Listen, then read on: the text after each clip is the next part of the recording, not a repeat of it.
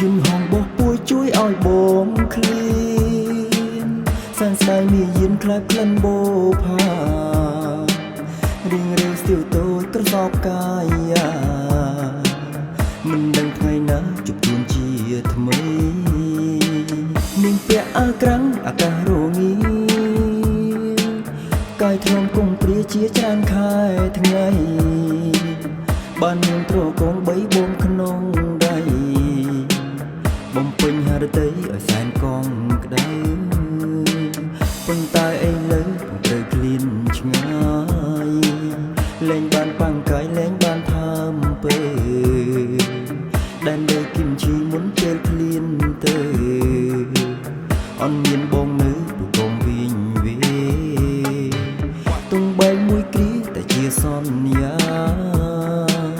រួមព្រមរៀមរាវល់វិញញៀងមេនឹងជូនស្ងួនទៅដងស្ទឹងសាងស្នេហ៍សុំស្ងួនមើលថែសុខភាពផងណា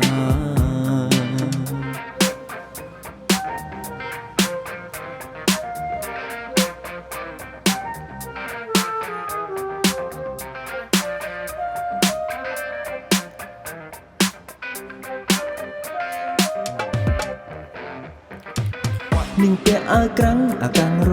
ងាកាយធ្នមគំព្រាជាច្រើនខែថ្ងៃបានមានត្រកងបីបងក្នុងដៃបំពេញហរតីឲ្យសែនកងក្ដៅ